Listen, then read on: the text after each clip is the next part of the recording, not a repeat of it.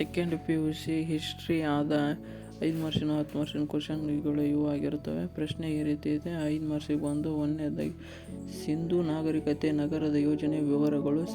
ಎರಡನೇ ಪ್ರಶ್ನೆ ಬಂದು ಸಿಂಧೂ ನಾಗರಿಕತೆ ಸಾಮಾಜಿಕ ಆರ್ಥಿಕ ಸ್ಥಿತಿಗಳನ್ನು ತಿಳಿಸಿ. ಮೂರನೇ ಪ್ರಶ್ನೆ ಬಂದು ಗಾಂಧಾರದ ಕಲಾ ಶೈಲಿಯ ಪ್ರಮುಖ ಲಕ್ಷಣಗಳು ವಿವರಿಸಿ. ನಾಲ್ಕನೇದಾಗಿ ಚೇಳರ ಗ್ರಾಮಾಡಳಿತ ವಿವರಿಸಿ. 5ನೇ ಕ್ವಶನ್ ಹೊಯ್ಸಳ ವಾಸ್ತುಶೈಲಿಯ ಪ್ರಮುಖ ಲಕ್ಷಣ ವಿವರಿಸಿ.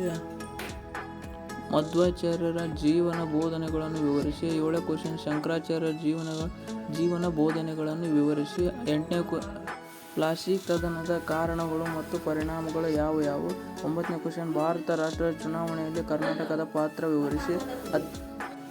ಕರ್ನಾಟಕದ ಏಕೀಕರಣ ಚುನಾವಣೆಗಳನ್ನು ವಿವರಿಸಿ. 11ನೇ ಕ್ವಶನ್ ತಾಳಿಕೋಟೆ ಕದನದ ಕಾರಣಗಳು ಪರಿಣಾಮಗಳನ್ನು ವಿವರಿಸಿ.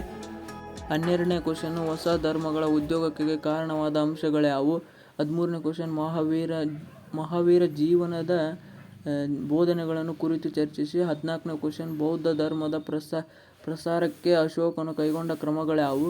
15ನೇ ಕ್ವಶನ್ ಸ್ವಾಮಿ ವಿವೇಕಾನಂದರ ವ್ಯಕ್ತಿತ್ವವನ್ನು ಚರ್ಚಿಸಿ. 10 ಮಾರ್ಕ್ಸಿನ ಬುದ್ಧನ ಜೀವನ ಚರಿತ್ರೆ ಬೋಧನೆಗಳನ್ನು ಚಿತ್ರಿಸಿ. ಮಹಮ್ಮದ್ ಬಿನ್ ತುಘಲಕನ ಆಡಳಿತದ ಪ್ರಯೋಗಗಳನ್ನು ವಿಮರ್ಶಾತ್ಮಕ ವಿಶ್ಲೇಷಿಸಿ. ಇವೆಲ್ಲ ಮಿಡ್ ಟರ್ಮಿಗೂ ಬರುವ ಇಂಪಾರ್ಟೆಂಟ್ ಇರ್ತವೆ ಮತ್ತು ಮಿಡ್ ಟರ್ಮ್ ಆ್ಯಂಡ್ ಆ್ಯನ್ಯುವಲ್ ಇವೇ ಆಗಿರುತ್ತವೆ. ಹಾಗಾಗಿ ಓದ್ಕೊಳ್ಳಿ. Subscribe.